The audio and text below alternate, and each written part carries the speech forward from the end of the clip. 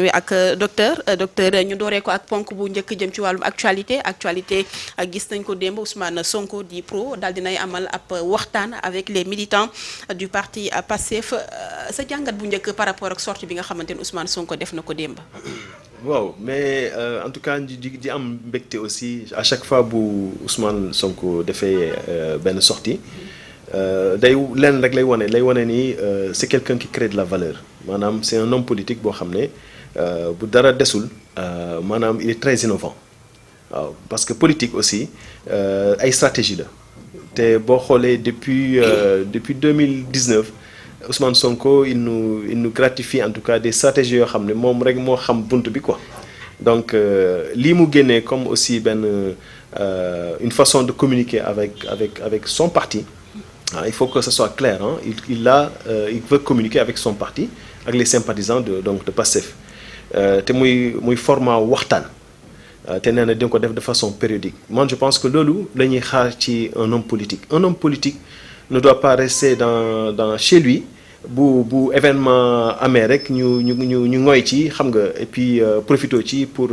wax seen soxla et puis après delluwaat seen biir kër loolu c'est pas un homme politique doit être sur le terrain. Maintenant président Ousmane du mu wax xaw na tey xel nag. Il faut le comprendre ainsi man sama analyse en tant qu'homme politique je pense que soreetul Ousmane Sonko ak le président Diomaye se séparent voilà on est dans cette ligne droite voilà dama yaakaar ni peut-être koor gi sax peut-être que bu jeexee la ñuy xaar mu jeex rek mais waaw parce que wax ji junj na ko parce que j'ai jamais entendu le chef du gouvernement parler de sortir donc du gouvernement et aller à l'opposition celui qui a fait élire le président Diomaye bu nekkee dafa dem ba wax loolu nga xam ni le fossé est assez profond maanaam lu leen séparer ci stratégie de gouvernance dafa xóot alors est-ce que amul leneen loo xam ne waxuñu ko bon man j'interpelle la loi à l'accès à l'information je pense que il faudrait quand même que Sénégalais yi puissent être édifiés de réellement lan mooy divergence bi te man sama xel bu gàtt dama ragal ni c'est lié à en tout cas à l'éligibilité de Ousmane Sonko en 2029 parce que président Diomaye su amee sañ-sañ sa parti fal la sa parti jox la majorité parlementaire nga bëgg ko yàq wala nga bëgg a xajamal maanaam ndab li cere bi ak suuf ci loo xam ne c'est léger gëwuma ko dama gëm ni bu nekkee daf ko jaral lii yëpp mu def ko am coalition am ba pare insister ci coalition bi que dafa bëgg maintenir coalition bi sous prétexte que coalition bi amoon nañ fi njëriñ donc daana am te man ma gëm ni coalition boobu daanaka amul benn njëriñ en termes de poids électoral je pense que loolu am na leen lu ko lal donc sama analyse bu gàtt daal Fatima mooy lu ko lal daal mooy am na lu mu xam te ñun xamuñu ko te du ci jikko Ousmane Sonko du ci patriotisme am du ci leneen lu dul peut-être man lu ma yaakaar mooy inéligibilité moo tax loolu il faut que ñu régler ko par A ou par B man j'interpelle en tout cas les autorités du Conseil constitutionnel à travers même loi bu ñuy wax ni l'accès à l'information on veut savoir qu'est-ce qu'il en est parce que am na fu ñu teg Ousmane Sonko man mii di wax ak yow bokk naa ci ñu koy accompagner même si ba ma commencé di ko accompagner ba léegi tooguñu donc moo lay wan rek amul temps seen parti bi aussi c'est pas facile ku ci nekk rek tu as des responsabilités mais quand même il faudrait quand même ñu édifier ñu sur sa position d'éligibilité ou d'inéligibilité pour que demain li am tey bañ a amaat parce que si toutefois loolu moo am dama lay xamal ni le même format peut se reproduire parce que bu boobaa bu ñu demee opposition tamit dañuy jàkkaarloog ñi nga xam ne ñoo fi nekkoon te bu nekkee Ousmane narul bokk dina fexe ba ut keneen pour remplacer ko te loolu peut-être que c'est pas la bonne formule te Sénégalais aussi ñu ngi commencé am perte confiance ci loolu parce que loolu gënul leen gis nañ ni du peut-être que moo gënoon ci période bu ñu ko defee mais bu ñu demee ba ci biir gis ni nekkate y a ce qu'on appelle la réalité du pouvoir nit yi dañuy soppeeku ambition yi dañuy démesurer et te loolu man yaakaar naa ni il faut que ñu lijjanti ko balaa ñuy avancer. mais ci éligibilité bi nga xamante ne moom nga léegi parce que gis nañu ci ndogu bi nga xamante ne Diomaye woote na ko ca palais am na ñenn ci député yi ku ci mel ni honorable Adji Marème Mbacké laaj na ko ki nga xamante ne mooy son excellence le président de la république mais moom dafa tontu ci question bi maanaam loolu moom du ay prérogative am pour mu addu ci. c'est dommage Fatima parce que loolu ci prérogative am la bokk. il faut que le président Diomaye Diakhar Faye xam ni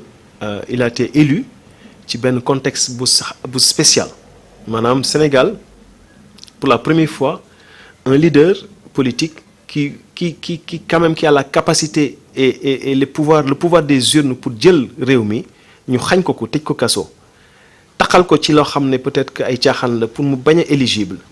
mu jël loolu maanaam benn mbubb boo xam ne moom moo ko waroon sol mu jël ko jox la ko te nga nekk secrétaire général parti bi maanaam nekk numéro 2 ci parti bi je pense que loolu musul am te bu amee am na fu ñu ko wekk am na lu tax mu def ko donc waruñu àgg si ba fii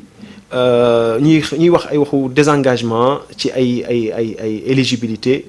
Ousmane Sonko wala mu nekk président 2029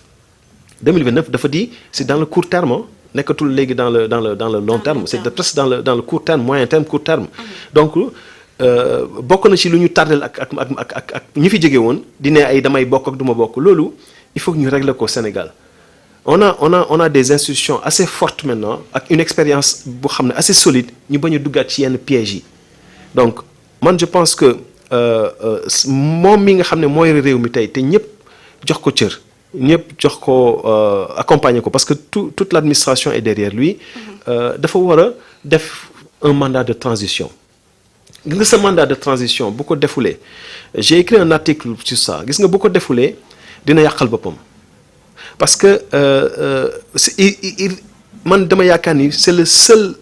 homme d'État aujourd'hui Diomaye Diakhar Faye qui a la possibilité d'être président pour un mandat de 5 ans et de faire en sorte parce que tamit du moom mooy falan de faire en sorte que kii nga xam ne dañ ko xañoon mu mën a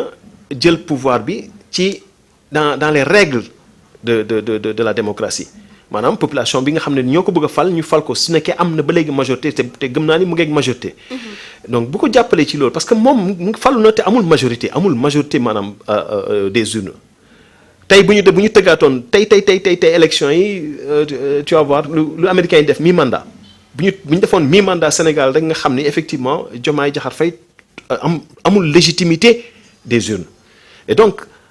loolu c'est important nga xam ko te boo ko xamee ba nga fexe ba ki nga xam ne moo la jox nga nekk président nga jàppale ko ba moom légitimité boobu nga xam ne tu le fais pas pour lui defu ko pour Ousmane Sonko mais da koy def pour peuple bi parce que fii il faut que ñu dellu ci peuple c'est le peuple qui détermine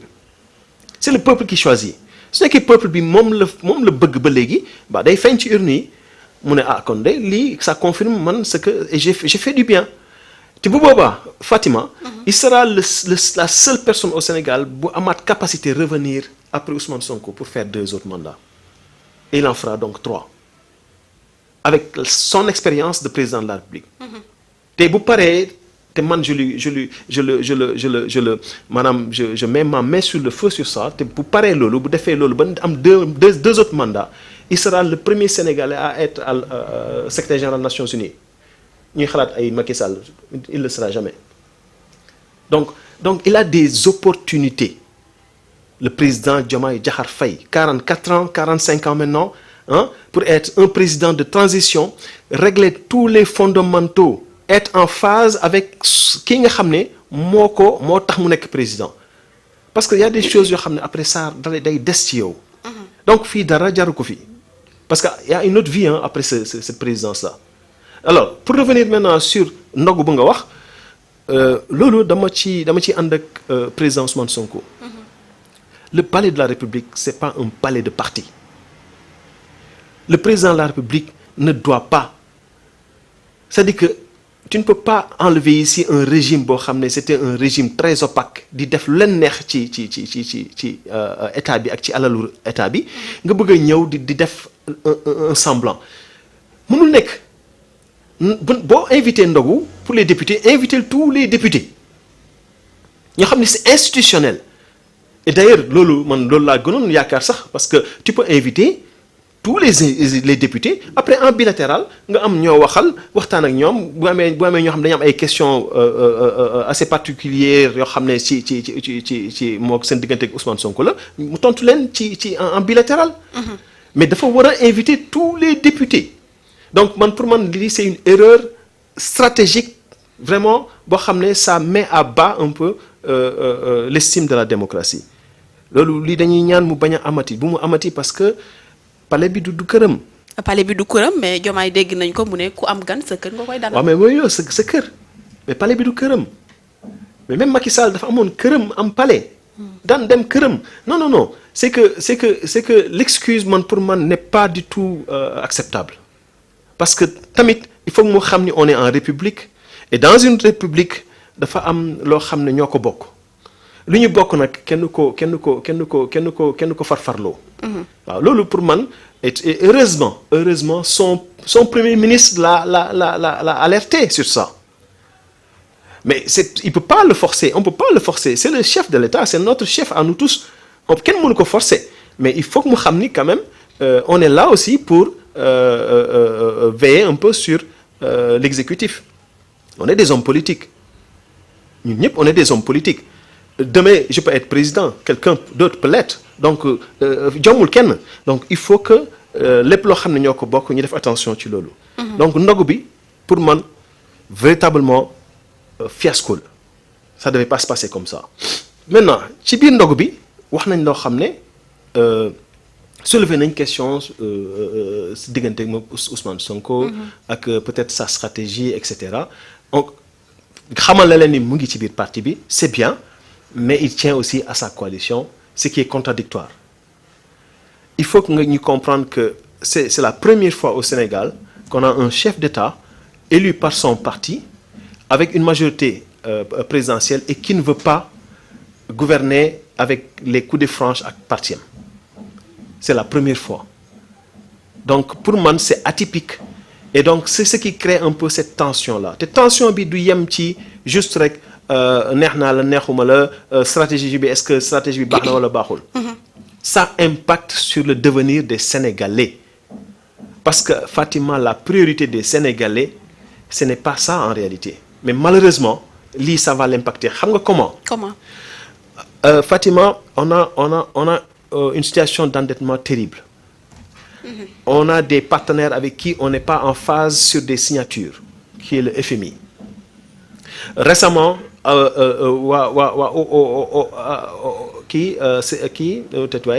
Union européenne ak l'organisation OCDE ils ont donné le rapport sur les pays qui boo xam ne mën nañ leen lebal te leb bi du am taux d'intérêt bu am solo maanaam leb boo xam ne leb concessionnel la ak ay leb direct Sénégal malheureusement a été rétrogradé comme l'a fait les autres kii de notation c'est logique maa ngi dégg